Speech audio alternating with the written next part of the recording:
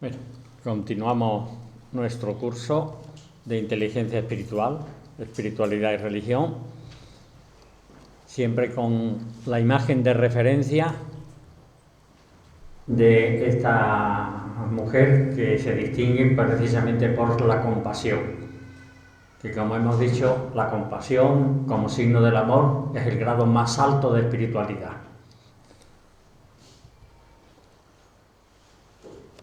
Llegamos a la última sesión de este curso, Caminos de Espiritualidad.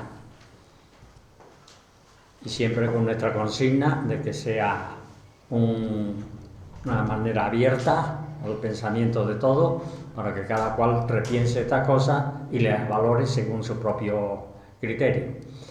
Hoy primero vamos a recordar lo que dijimos en el día segundo sobre la esfera de la espiritualidad, que supongo que hoy ya al final del curso lo vamos a poder entender mucho mejor y vamos a poder hacer nuestra propia síntesis de lo que es la espiritualidad.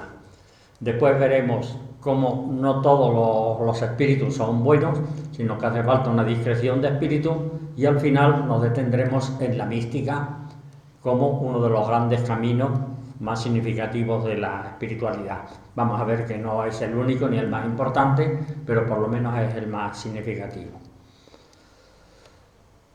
En la creación está la enorme energía de Dios. A mí me gusta hablar de Dios como energía.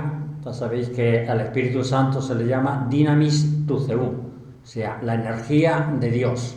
Bueno, esa energía de Dios en el momento de la creación como que explota esa bola de energía de Dios y va creando, empieza por la creación material. Al principio creó Dios el cielo y la tierra. La tierra era un caos informe, sobre la faz del abismo la tiniebla. Y el Espíritu de Dios se cernía sobre la faz de las aguas. Y dijo Dios, que exista luz. Y la luz existió. Y vio Dios que la luz era buena. Bueno, yo me imagino este gran momento de la energía de Dios que decide proyectarse hacia el vacío de la nada y crea la materia. Al crear la materia es la misma energía de Dios que se estructura, como que se cristaliza en la materia. Esa energía de Dios es una energía difusiva, pero diríamos, al crear la materia, en la materia como que quiere hacerse resistente, como que quiere hacerse consistente en sí misma, y esa materia crea como una especie de fuerza centrípeta. Entonces hay como una tensión entre la fuerza centrífuga de la energía de Dios y la fuerza centrípeta de la materia, que quiere establecerse por su propia autoridad, por su propio peso. Ese es, diríamos, con eso llegamos al primer anillo o el núcleo de esta esfera que poníamos el primer día. Ahí en el centro está en más oscuro la materia. Está puesta más oscura para significar que hay mucha más fuerza centrípeta. De todas maneras, la fuerza centrífuga de la energía divina rompe esa materia y pasa a otro círculo siguiente, al círculo de la estética. La estética es la misma energía de Dios, pero que se va logrando romper la fuerza centrípeta de la materia y va logrando hacerse más sutilmente la misma energía y la misma espiritualidad. En otro plano podríamos hablar de lo que es la contemplación psicológica, la propia perfección del propio espíritu, que eso también tiene una enorme belleza y es una manera ya de un camino de espiritualidad. Si distinguimos entre materia y espiritualidad yo diría en el momento en que logramos romper la materia y ya empieza a vencer la fuerza centrífuga sobre la fuerza centrípeta. Cuando di el primer curso de este tema, después me vino uno de los asistentes y me trajo este texto de Azar Inayat Khan, que es un músico sufí y un místico sufí. Dice, ¿qué es el espíritu y qué es la materia? Le preguntaron a ese maestro. La diferencia entre ambos es lo mismo que la diferencia entre el agua y el hielo. El agua helada es hielo, el hielo derretido es agua. El espíritu en toda su densidad es lo que llamamos materia. y es la materia en toda su sutileza lo que llamamos espíritu. O sea, materia concentrada. Yo lo he significado con lo de la fuerza centrípeta, que la cohesión es más fuerte que la expansión en la materia. Espíritu es todo lo que logra romper ese egocentrismo de la materia y logra difundirse y tender hacia los demás. Ese sería el primer anillo en torno a la materia. El segundo anillo hemos dicho que es la estética. La belleza es el primer nivel, diríamos, de espiritualidad. Todo esto, naturalmente, es una manera de hablar. Esto no se puede tomar exactamente con inteligencia racional, diciendo, entonces, si esto es así, este concepto... Bueno, es una manera de poner un símbolo para que nos ayude a la imaginación a comprender esto con la inteligencia espiritual. Recordamos la frase de Schelling: belleza es el infinito representado de forma finita. Bueno, esa belleza que estamos viendo es el infinito que adquiere una representación plástica que nos ayuda a ver la sutileza del espíritu. El anillo siguiente hemos dicho que sería la ética. La fuerza centrífuga ya no se queda en el placer de la contemplación, en el placer de la belleza, sino que rompe un poco más y se quiere entregar hacia los demás. Esa es la ética. Por eso trato de simbolizarla con esas manos que están levantando el mundo, están contribuyendo juntos entre todos a levantar el mundo. La ética es pues la percepción de un deber que me trasciende, es el imperativo categórico que pone los intereses de los demás por encima de los intereses propios. Eso es fuerza centrífuga que me saca del egoísmo personal y me impulsa hacia los demás. El siguiente paso es el amor, que hemos puesto como cumbre última de lo que es la espiritualidad. En algún momento ha podido parecer, o alguno de los que han escrito en el foro lo ha podido parecer, que yo ponía la mística al mismo nivel que el amor, por eso de que está en el mismo círculo. Bueno, es que en un círculo no se puede matizar tanto. He puesto el amor arriba porque creo que es el máximo de manera de espiritualidad. Es la fuerza centrífuga en su grado máximo, de tal manera que llega un momento en que casi te diluye en los demás. La mística sería una manera de concebir o una manera de darse cuenta de eso. La mística, vamos a decir después, es una especie de carisma en que uno tiene la percepción y es consciente de ese amor. La mujer que hemos visto que le está amamantando al bebé de chimpancé no es consciente del amor que ella está dando. En cambio, el místico es consciente del amor que está dando y de cómo eso le aproxima a Dios. Para mí, esa mujer que está dando de mamar al chimpancé se está acercando a Dios de la manera más grande que se puede acercar, porque es el máximo de la fuerza centrífuga. Pero no la puedo llamar que es mística porque ella no se da cuenta de eso. La mística no es más que un caer en la cuenta, darse cuenta de eso mismo. Por tanto, no es el grado máximo es el amor. Que después se dé uno cuenta de eso o no se dé cuenta es algo secundario. Por eso digo, el amor es el mayor grado de la espiritualidad. La madre se entrega totalmente por amor y casi se pierde a sí misma por el amor del hijo. ¿En qué consiste, por tanto, la espiritualidad? Bueno, os pongo una imagen a ver qué os parece. Para mí esta imagen es muy significativa. Reconoceréis aquí a Augusto Pinochet en su momento de máximo dictador en Chile, y él se sentía cristiano. A pesar de que los aviones estaban tirando al agua en el océano a los que él consideraba comunistas y enemigos de la fe cristiana y de la patria, los estaba tirando así al agua desde los aviones. A pesar de todo se acercaba a comulgar porque se sentía cristiano. Vamos a ver que al hablar de los criterios de espiritualidad, la conciencia es muy importante, pero no es la única. Hay que contrapesarla con otras cosas. Esto es una experiencia espiritual que cada uno se responda. Y esto otro. Yo estoy sentado en uno de estos elevaciones y estoy contemplando el mar. Y me siento que ese horizonte amplio del mar como que es un gran abrazo que Dios me da. Bueno, ¿eso es estética o es espiritualidad en el grado máximo de amor? ¿Es mística? Dejo la pregunta un poco y al final, si acaso, opinamos sobre eso. La primera vez, o cuando alguien que leyó un poco el libro me dijo, bueno, pero eso no es mística, si eso lo siento yo también a veces cuando he ido al campo y he sentido la belleza del campo, del amanecer o de algo así por el estilo. ¿Es mística? ¿No es mística? Después me decís qué opináis. San Pablo pide sensibilidad y madurez. Dice, esto es lo que os pido, que vuestro amor crezca más y más, en conocimiento y en toda clase de percepción. Fijaos que está haciendo una distinción, de una manera implícita, entre inteligencia racional e inteligencia espiritual. Que crezcáis en conocimiento. Conocimiento alude evidentemente a la inteligencia racional, pero no le basta que aumentemos y crezcamos en conocimiento, sino en toda clase de percepción.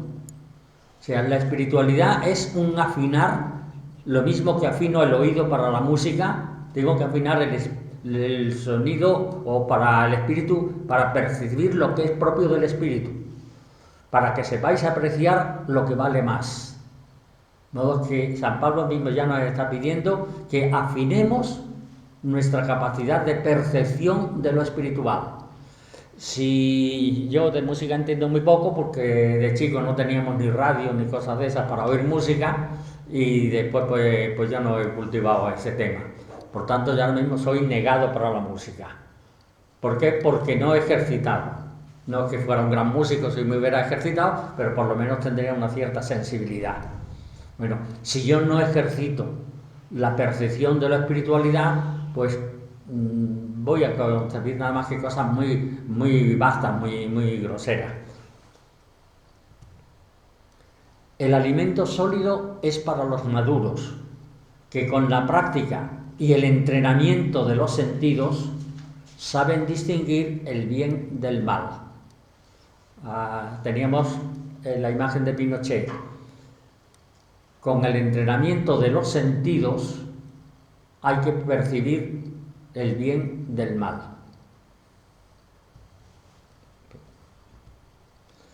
Con esto entramos en lo que hemos llamado la discreción de espíritus.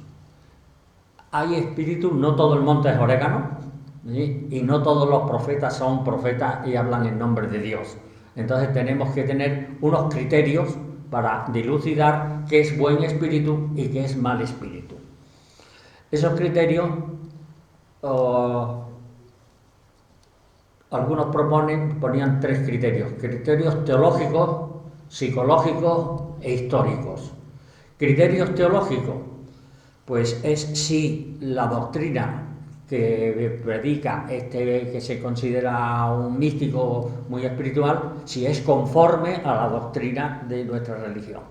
Pero veis que ese es un criterio en que supedita la mística a la propia religión y quedan excluidos todos los otros místicos que son de otras religiones.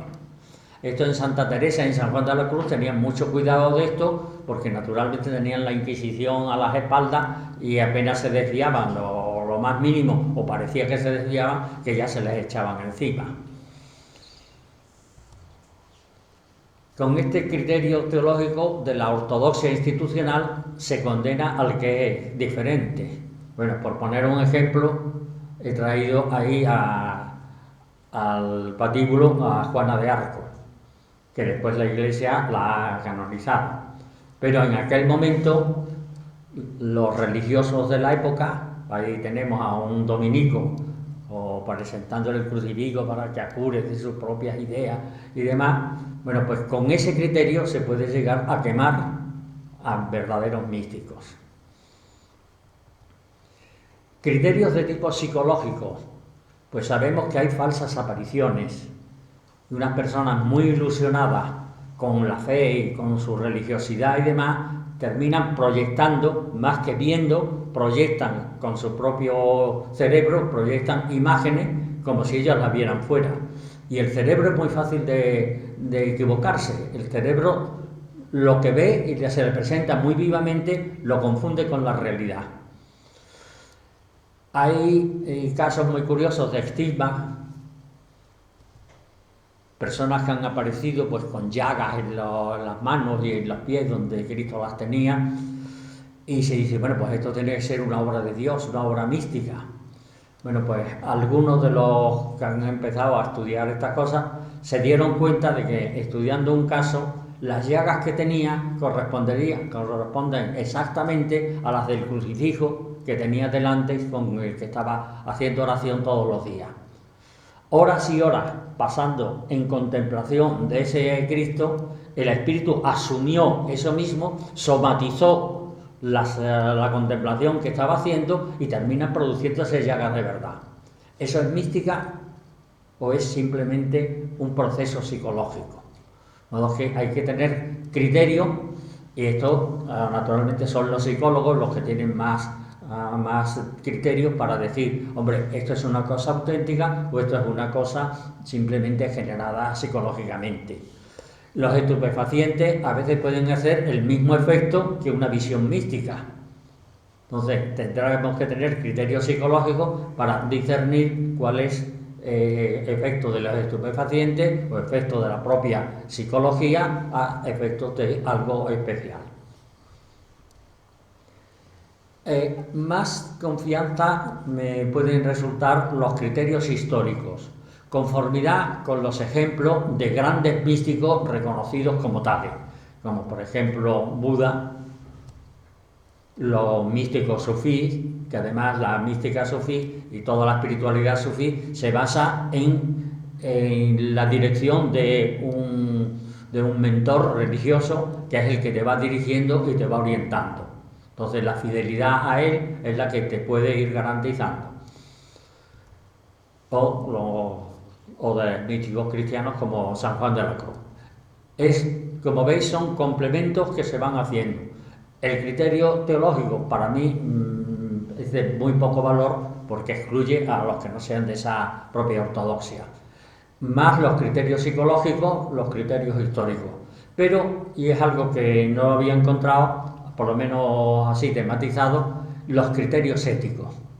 Y en eso hay testimonios muy bonitos, por ejemplo, Simone Weil, no es por la forma en que un hombre habla de Dios, sino por la forma en que habla de las cosas terrenas, como se puede discernir mejor si su alma ha permanecido en el fuego del amor de Dios. Creo que es un criterio muy bonito. No es por lo que habla de Dios y él se está inventando, está haciendo poesía de Dios, sino es después en concreto cómo traduce eso a sus relaciones con los demás. Eso es una prueba de tipo ético. Ahí tenemos una imagen que es ella, Simón, era de nuestro tiempo, es del siglo pasado. Un teólogo del que después vamos a recoger mucho, Javier Meloni, es un profesor de espiritualidad allá en Montserrat, en Barcelona y que vive en Manresa. Eso, en Manresa. Este tiene, porque lo veríamos conociendo, un libro que recomiendo muchísimo, es Voces de la Mística. Son 2 libritos pequeñitos en los que él ha recogido testimonio de los místicos, pero desde el siglo XV a.C. hasta el siglo XX. Son 2 tomitos y desde el Oriente a Occidente, o sea, recorre toda la base de la mística. Y son textos muy bonitos y la mayoría de ellos poesía, otros son prosa más poética, pero sobre todo la mística ayuda muchísimo a conectar con la mística, porque son frases que sugieren más de lo que dice, y cuando algo sugiere más de lo que dice, pone en funcionamiento nuestra inteligencia espiritual. Aquí tenemos una imagen de Javier Meloni. El Papa: hay un signo que no debe faltar jamás, la opción por los últimos, por aquellos que la sociedad descarta y desecha. Javier Meloni lo había expresado con una frase que a mí me gusta mucho, dice: el único criterio de discernimiento es ir convirtiendo nuestra existencia en receptividad y donación.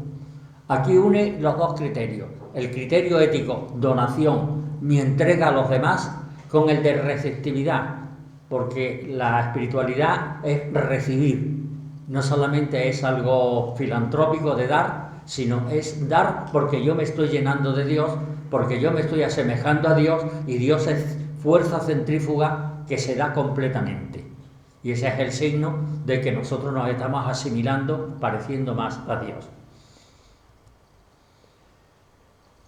Los criterios que podíamos detectar en Jesús, por tanto todo el Nuevo Testamento está lleno de consejos para detectar lo que es la espiritualidad. Yo me atengo a 4 parábolas que me gustan mucho. 2 parábolas que dirían nuestra relación con Dios. La parábola del hijo pródigo sería cómo Dios nos ve a nosotros, ¿no? Que Dios es el Padre que nos sale al encuentro sin que acabemos de decir que me arrepiento o no me arrepiento, sin decir nada, ya está saliendo a mi encuentro y me está abrazando y no quiere saber nada de las disculpas o de la propia culpa que yo quiera asumir. ¿No? Es como Dios nos ve a nosotros. La parábola del fariseo y del publicano me dice a mí cómo yo me veo con respecto a Dios. Todo ese perdón que Dios me ofrece, yo me sigo sintiendo pequeño, pecador, por más que esforzándome en hacer el bien y demás, siempre me voy a encontrar delante de Dios, me voy a encontrar como pequeño y que soy todo recepción. Por eso me gustaba lo que decía Meloni, de receptividad y donación. Ante Dios yo me tengo que sentir receptividad. Yo sé que a Él no le interesa que yo me sienta receptividad, porque Él va a dar amor aunque yo no sea receptivo. Pero, ¿cómo me siento yo ante Dios? Como el publicano. ¿Cómo me siente Dios? Dios me ve como el padre del hijo pródigo.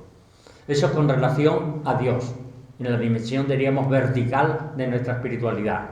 En la dimensión de relación con los hermanos, en nuestra dimensión horizontal, el buen samaritano. Que el buen samaritano se encuentra a aquel hombre en el camino y él le da todo lo que tiene. Le atiende, le cura las heridas, lo lleva a la posada y dice que allí lo atiendan, que él pagará todo lo que haga falta. Es nuestra relación con los hermanos, relación del buen samaritano. Esto sería, diríamos, verlo desde la parte positiva de lo que es el amor. Pero hay otra parábola que viene como a reforzar esta. Sería la parábola del juicio final.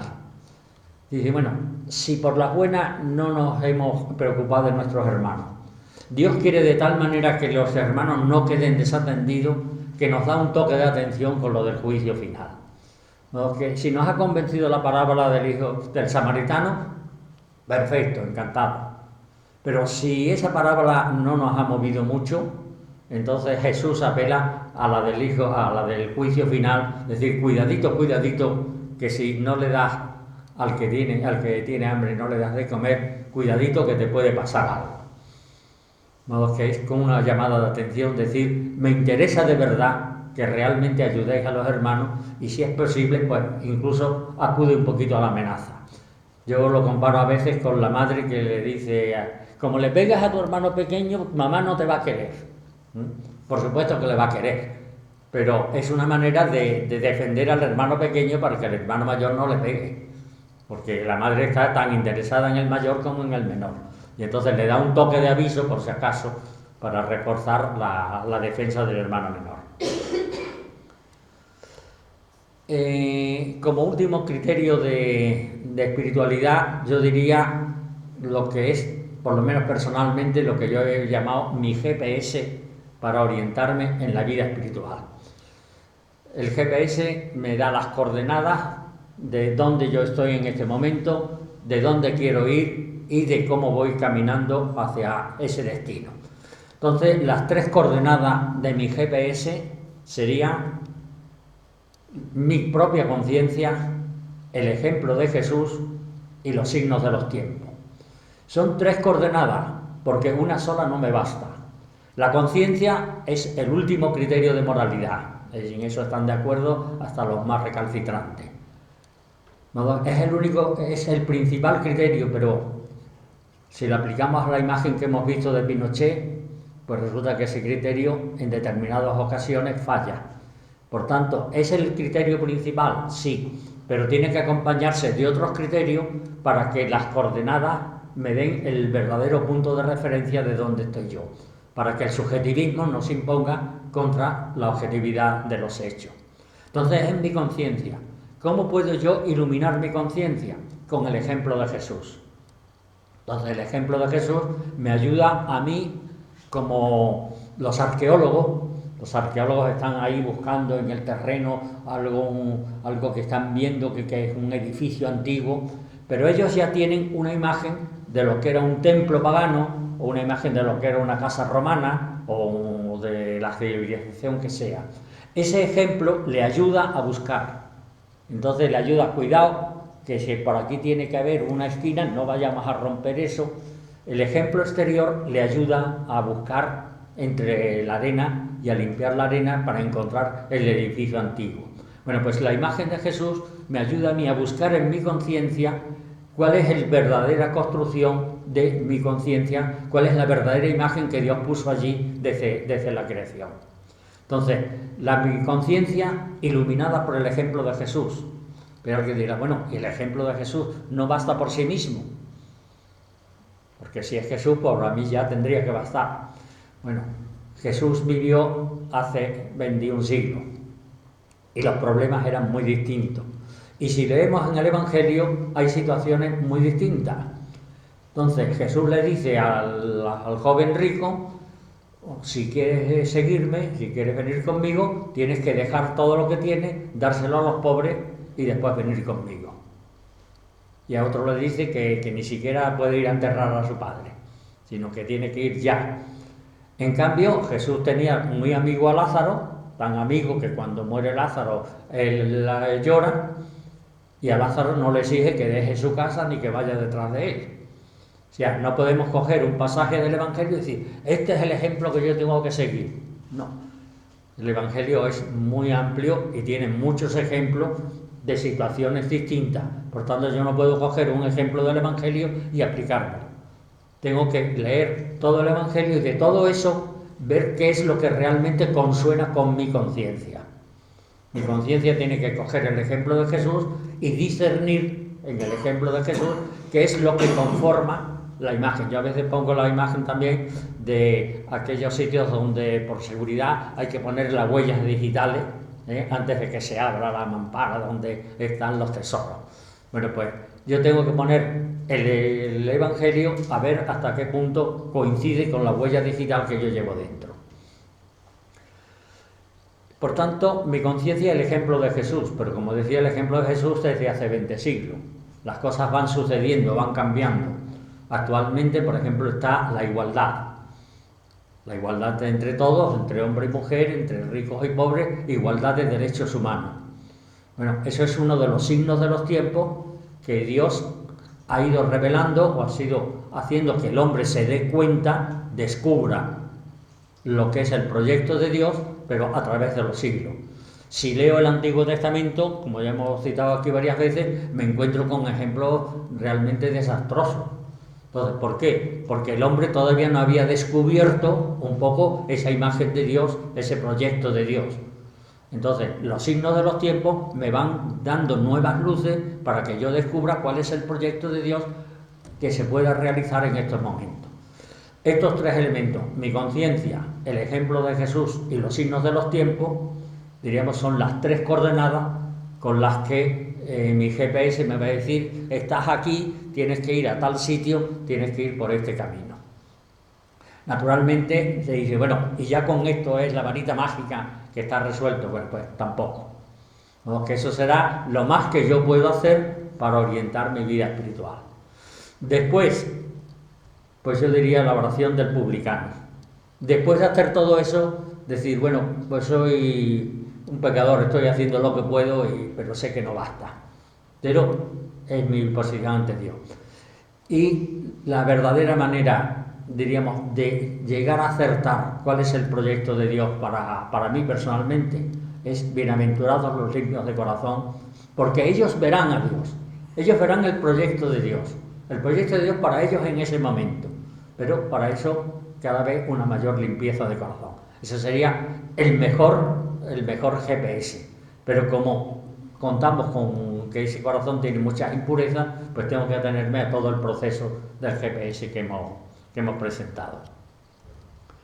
Bueno, y con esto entramos en los caminos de la mística. El título de la charla de hoy era Caminos de espiritualidad. Me ciño a los caminos de la mística porque ya hemos dicho, al día que hemos hablado del pluralismo religioso, hemos dicho incluso con una frase del Corán, que decía que los caminos hacia mí son tantos como los corazones de mis siervos. Que los caminos hacia Dios son muchísimos, distintos, y eso nos ha revelado el pluralismo religioso. Hoy nos vamos a ceñir a los caminos de la mística, porque es lo más representativo. La mística es, como decía antes, un carisma de Dios para determinadas personas, y como todo carisma, más que para esa persona, más que para beneficio de esa persona, es para beneficio de los demás. Dios hace que esas personas experimenten lo que es el gozo final de la posesión de Dios, que lo experimenten ya un momento en esta vida, para que sean testigos, y a todos los que no tenemos ese carisma de percibir lo que va a ser la vida definitiva, por lo menos alguien nos alumbre un poquito de cómo es.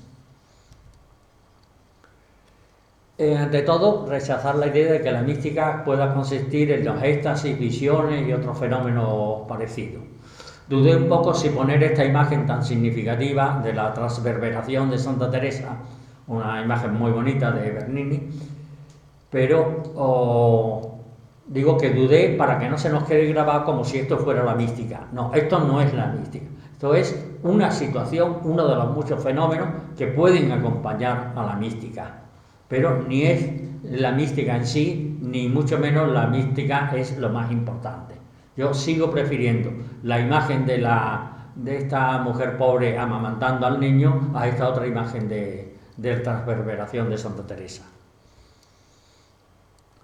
La mística no es el mayor grado de santidad, es esta otra imagen.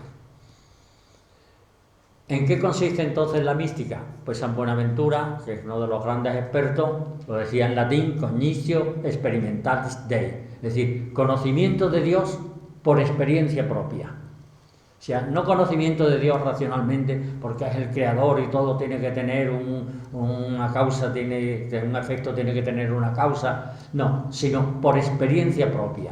Lo que ya decía antes San Pablo en la frase que habíamos citado, de que no solamente conocimiento racional, sino percepción. O sea, la mística sería la percepción de Dios. Como digo, es un carisma. Raymond Panikkar tiene una frase muy bonita, dice: la mística es un contacto tangencial con la eternidad. Fijaos las palabras, un contacto tangencial, porque es un solo momento en que esa recta de nuestra vida roza la circunferencia. Es un solo punto de la circunferencia lo que roza. ¿Por qué? Porque si estuviéramos más tiempo en contacto directo con lo que es la eternidad, nos quemaría, nos abrazaría, nos desharía todo nuestro ser. Entonces, la mística solo es posible en determinados momentos, porque ese contacto es el contacto incandescente con Dios, que es el que vamos a tener después en una vida definitiva. Pero en esta vida no se podría soportar más que momentáneamente. Yo le añadiría una cosa, yo diría que la mística es el caer en la cuenta de ese contacto, porque yo creo que el contacto con la eternidad lo tenemos en toda la circunferencia. Todo el tiempo estamos en contacto con la eternidad. Lo que pasa es que no somos conscientes de ello. Si fuéramos conscientes, perderíamos el sentido. Sería una luz tan cegadora que ya no nos permitiría ver, sino nos habría cegado totalmente. Yo diría que la mística es un anticipo del gozo definitivo. El gozo ese final de la presencia de Dios se anticipa de alguna manera, es un pregustar lo que va a ser la vida definitiva. Un carisma concedido a algunos para el servicio de toda la comunidad. Características de la mística. La mística es una experiencia suprarracional. Quizás la inteligencia racional puede ser hasta un obstáculo, el que sea muy racional puede ser un obstáculo para percibir los sentimientos místicos. Jacques Silesius, siglo XVII: hombre, si quieres expresar el ser de la eternidad, primero has de privarte del lenguaje. Todo lo que sea lenguaje, todo lo que sean conceptos, no me sirve para expresar lo que es la eternidad. Entonces tiene que ser una percepción holística, una percepción total que yo tenga en determinado momento. Después tendré que expresarla, y lo que más me va a ayudar a expresarla puede ser la poesía o puede ser la música, pero siempre que yo no me tome las palabras como concepto, sino solamente como símbolo de algo a lo que están aludiendo. San Juan de la Cruz: entréme donde no supe, y quedéme no sabiendo, toda ciencia trascendiendo. O sea, cómo hay que renunciar a los conceptos más racionales para realmente llegar a comprender lo que es la espiritualidad y lo que es la presencia de Dios y el ser de Dios. El camino de la mística, algún día alguien preguntó aquí cómo era el proceso de la mística. Bueno, lo clásico es dividirla en 3 etapas: la vía purgativa, la vía iluminativa y la vía unitiva. La vía purgativa se refiere, diríamos, a todo lo que hay que sacar de lo que nos sobra, todo lo que hay que limpiar para encontrar la imagen. Como decía ya antes, el arqueólogo que ha encontrado una figurita, pues tiene con el pincelito, tiene que irle quitando la arena que tenga encima, la tierra que tenga encima, para limpiarlo. Bueno, ese esfuerzo de limpiarnos es lo que llaman la vía purgativa. La vía iluminativa es cuando yo empiezo a comprender algo nuevo. Y la vía unitiva ya es cuando siento totalmente una unión con Dios. Esto está dicho en unos escalones progresivos, pero se van intercambiando. Se puede pasar de principio la vía purgativa, después la iluminativa, después se vuelve un poco a momentos purgativos. Esto es un entrar y salir, como decía Santa Teresa, en el castillo interior, que no se aposenta uno que va avanzando en el castillo interior, ya no se queda allí en él, sino que tiene que ir pasando diversas veces por los mismos sitios. Algunas frases que nos iluminen estos 3 caminos, sacadas, como digo, del libro de Javier Meloni. Fijaos esta frase: antes de ser capaces de escuchar esa voz, hay que pasar por un largo y muy severo aprendizaje, y cuando es la voz interior la que habla, es inconfundible. Si yo no hubiera puesto ahí que es de Gandhi, diríamos, bueno, esto es de un autor del siglo XVII o a lo mejor del siglo XIII. Bueno, pues es una persona tan actual como Gandhi, tan metido además en la vida política de su país. Y él es consciente de que para llegar a escuchar esa voz interior, para llegar a esa limpieza de corazón, que uno escuche realmente el proyecto de Dios, hace falta pasar por un largo y muy severo aprendizaje. Que Dios lo puede conceder en un determinado momento, la vía iluminativa, como el ejemplo que pusimos de Comte, de ese ateo que tiene una experiencia mística. Bueno, Dios le puede dar esto cuando quiera, en el momento que sea, como un carisma más para beneficio de los demás. Pero el proceso normal es un largo y lento y gran aprendizaje. Un autor ya más antiguo, del siglo XIII, Fadir al-Din Attar, lo expresa muy bonito. Dice: piérdete en la unidad y serás absorbido por ella. Fijaos la primera palabra, piérdete. O sea, para encontrar a Dios hace falta como perderse un poco a sí mismo, para perder el control propio. Cuando uno quiere ser muy controlado, es difícil que salte, diríamos, a una experiencia mística. ¿Por qué? Porque lo que decíamos, el control es fuerza centrípeta. Y si yo tengo la fuerza centrípeta, estoy haciendo una cohesión muy fuerte. y me estoy a mí mismo cortando las alas para ser fuerza centrífuga que salga hacia esa eternidad de Dios. Piérdete en la unidad y serás absorbido por ella. Destrúyete a ti mismo por el fuego para llegar antes que nadie hasta él, y te precipitarás hacia él como la mariposa en medio de las llamas.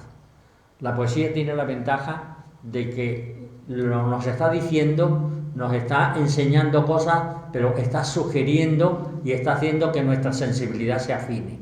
Entonces, fijaos la comparación tan bonita, como la mariposa, como que se enamora de la luz y se pierde por tirarse a la luz y allá se quema, pero se quema y entonces encuentra la llama final.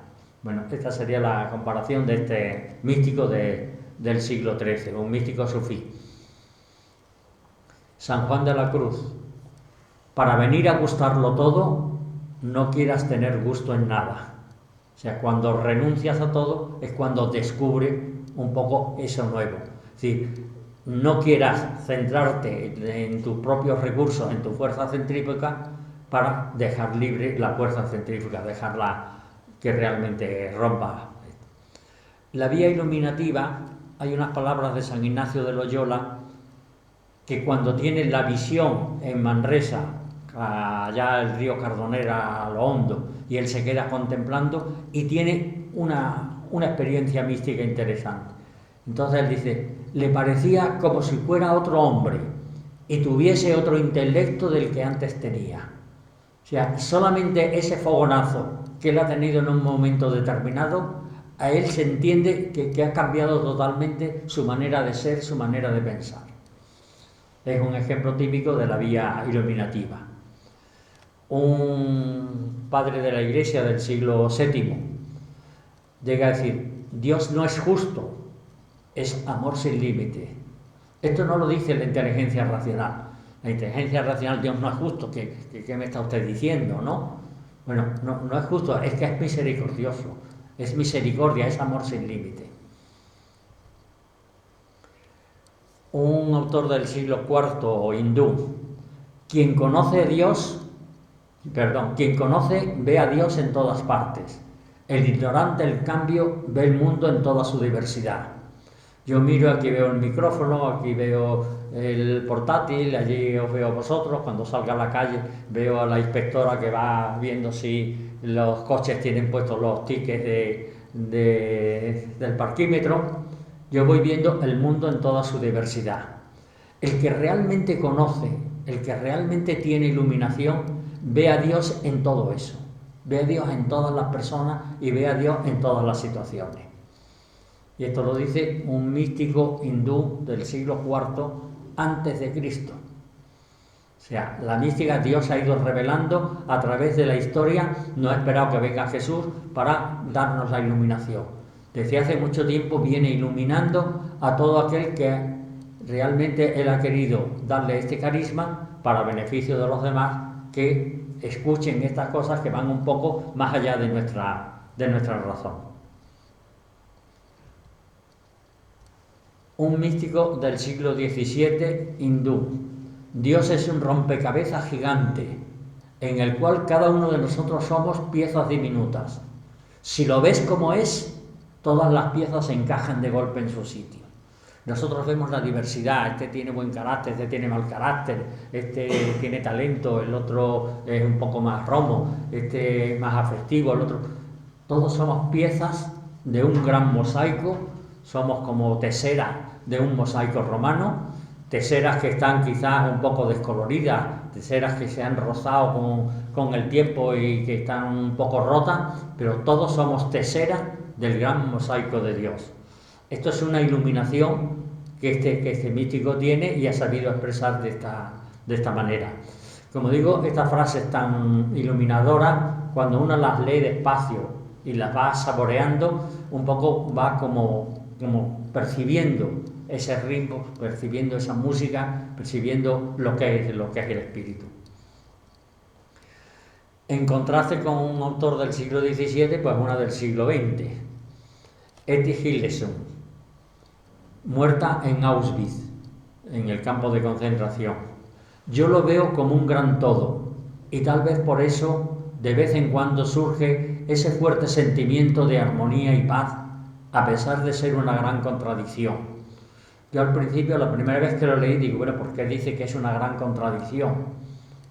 Bueno, lo dice porque ella está en un campo de concentración de Auschwitz, y en un campo de concentración decir que Dios es un todo y que surge un sentimiento de armonía y de paz en el campo de concentración, sí realmente es una contradicción con lo que está viviendo, pero ella lo siente así. Es un ejemplo más de la vía iluminativa. La vía iluminativa es cuando ya no solamente es una nueva manera de ver, sino es que uno se siente que realmente ha tocado esa eternidad y está como fusionado, como viviendo esa eternidad. Un místico sufí del siglo X dijo, yo soy la realidad. Y claro, naturalmente un musulmán que dice yo soy la realidad y se pone en lugar de Dios, pues la apedreaban. Pero él sentía, no por una vanidad propia, sino porque, no porque fuera él, sino porque ya no era esa fuerza centrípeta que diga soy yo.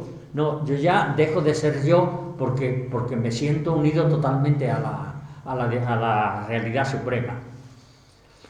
Tu espíritu se ha mezclado con mi espíritu. Ahora yo soy tú mismo. Entre tú y yo hay un soy yo que me atormenta. Apártese de nosotros mi soy yo. Fijaos, esto se dice en el siglo X. Ahora los de la no dualidad, diríamos, expresan esto con concepto.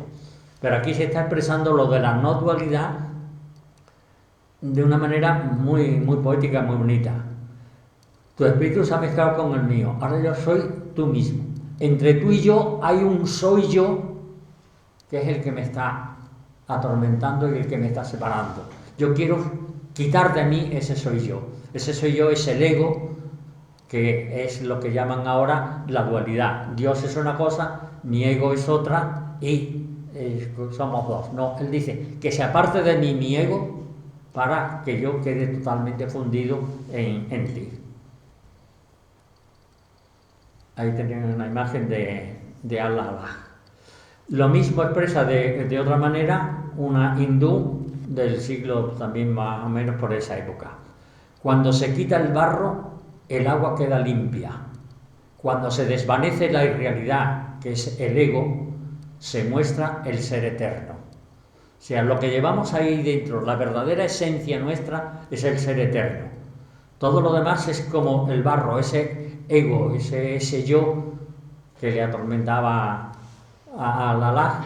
Ese es el que está impidiendo que yo vea lo que realmente en el fondo soy. Hay una comparación muy bonita con el iceberg.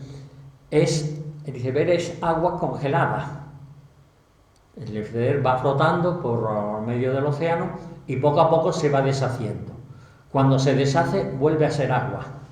De modo que lo que era antes se congeló en una determinada manera y cuando después se derrite, vuelve a ser el mismo océano de antes. Una frase, un libro muy bonito de Meloni es de Jäger. La ola es el mar. De modo que una ola es una forma que el mar ha tomado en determinado momento. Y entonces nosotros somos olas de Dios. Somos manera en que hemos concretado y en realidad somos esa sustancia de Dios que es la que está en el fondo de todos nosotros. Mucho de esto puede sonar a panteísmo. Hablábamos el otro día del panenteísmo, que es que todo está en Dios. No podemos explicar ni la unidad absoluta ni la dualidad absoluta. No tenemos el entendimiento, no da para más. Entonces, estos son comparaciones para que nos acerquemos a eso que cuando lo expresamos puede chocar en los conceptos. Otro cuentecito, ya era muy anterior, de no sé, siglo IV por ahí, de Sankara, de un hindú, era la muñeca de sal. Dice que una muñeca de sal quiso conocer el mar Y entonces se fue entrando por la orilla, iba entrando por la orilla, pero a medida que entraba esa sal se iba deshaciendo. Pero ella estaba deseosa de entregarse al mar y de vivir la profundidad del mar, y se fue deshaciendo poco a poco en el mar. Os que es una comparación, como veis, muy bonita, muy poética, de la misma idea. Y esto nos parece, eso como decía, panteísta o algo así por el estilo. Fijaos, alguien tan ortodoxísima como Santa Teresa de Jesús dice: es como si un arroyico pequeño entra en la mar, ya no habrá remedio de apartarse. O como si en una habitación estuviesen dos ventanas por donde entrase gran luz. Aunque entra dividida, se hace todo una luz.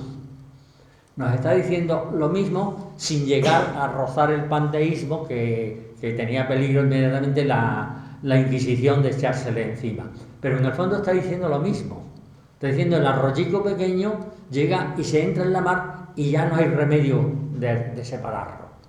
Una vez que se ha encontrado esa unión íntima total con Dios, ya no hay manera de separarnos de lo que es el Dios absoluto y de lo que somos nosotros.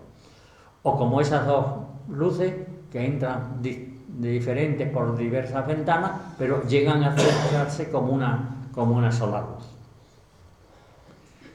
Y para terminar, una visión de lo que es la mística en Jesús. En Jesús no estamos acostumbrados a pensar en la mística porque decimos, bueno, como era Dios, ya qué necesidad tenía de mística. Bueno, Jesús es hombre como nosotros, y como nosotros, o como los más afortunados de nosotros, tuvo sus experiencias místicas. Quizá la experiencia que inicia la vida de Jesús es la del Jordán, en lo que él siente como que se rompe, se rasga el cielo, y hay una voz que le dice: tú eres mi hijo. Él se siente hijo de Dios. Antes en el pueblo judío se había dicho que el pueblo era como hijo de Dios, pero él se siente hijo de verdad de Dios. Y después, ¿cómo interpreta él esa experiencia mística? Dice: he sido enviado para anunciar la buena noticia a los pobres. Decíamos que el crisol para saber si algo era realmente místico o era un engaño personal era la donación, el darse a los demás. Bueno, aquí tenemos que Jesús interpreta su experiencia mística no que yo soy hijo y ya está todo hecho. Yo soy hijo, pues ya lo he conseguido todo lo que quería, ya está bien, ya no puedo llegar a más. No, yo soy hijo para dar la buena noticia a los pobres. Yo no soy hijo por mí mismo, sino soy hijo para los demás. Esa es la prueba de que esa experiencia mística de Jesús fue auténtica experiencia. Pero Jesús también pasó su vía purgativa. Cuando dice: Padre, si es posible, pase de mí este cáliz. Que Jesús dice que yo he venido para cumplir la voluntad de Dios, pero si es posible, que no sea de esta manera. O que está pasando su vía purgativa, su vía de sufrimiento. E incluso le llega a decir: ¿por qué me has abandonado? O que siente su noche oscura del alma, la siente como la han sentido muchos de los místicos. Y en su vida unitiva podríamos ver: quien me ve a mí, ve al Padre. Bueno, esto es lo que dijo Al-Jalaj y lo apedrearon. Y a Jesús estuvieron a punto también de apedrearle, y de hecho lo crucificaron. Después de la cena, de la última cena, les dice: no volveré a beber del fruto de la vid hasta que lo beba de nuevo en la casa del Padre. Fijaos que él nos está diciendo que la casa del Padre va a ser un vino que es un banquete de gozo. Y en ese sentido, pues, la idea de la última cena, que tiene uniendo la idea de amistad, de reunir a los compañeros en el momento en que sabía él que iba a morir y darle como su último testamento, está con ellos. Y entonces él hace la diferencia del vino que bebe en la última cena, es el vino de la donación de su vía purgativa. El vino que él va a beber en la casa del Padre dice que es un vino nuevo. No es el vino de la última cena, no es el vino, metafóricamente por supuesto, no es el vino del sufrimiento, es el vino del gozo. Por eso yo quisiera que como final de todo este curso nos quedaran dos palabras: dos palabras en las que yo sintetizo toda la espiritualidad de Jesús, que serían curaciones y comensalía. Curaciones, ha venido a curar a los demás, a consolar a los demás, a dar alivio a la vida de los demás. Y a comensalía, a gozar con los demás un anticipo de lo que va a ser la gran comensalía, que va a ser el reino de Dios, como el gozo de un vino nuevo. Esas dos palabras, curaciones, comensalía, como resumen y síntesis de toda la espiritualidad de Jesús. Y ahora, así para ponerle en práctica lo de la comensalía, Gloria ha preparado un bizcochito para que tomemos, por lo menos como simbólicamente, algo de que hemos comido juntos. De todas maneras, ¿algún comentario, alguna...? Bueno, yo, un par de cosillas. Me gustó mucho lo de Menori, somos receptividad y donación, que realmente, según mi interpretación, que hago eso, es que el ser humano, por el hecho de ser frágil, por el hecho de ser imperfecto, pues necesita que Dios se le done, y que a su vez eso, pues que nosotros hemos de transmitírselo, o sea, todo lo bueno que tenemos, pues hemos de ir transmitiéndolo a los demás, y eso para mí pues es lo de la donación. ¿Qué os parece? Todos hemos tenido seguramente la experiencia que yo ponía ahí de la foto, de estoy viendo el mar, el océano, y siento algo especial. ¿Qué os parece? ¿Eso es pura belleza nada más o es una experiencia espiritual? Puede ser también una experiencia espiritual. Puede ser también. Yo creo que sí, que es una experiencia espiritual.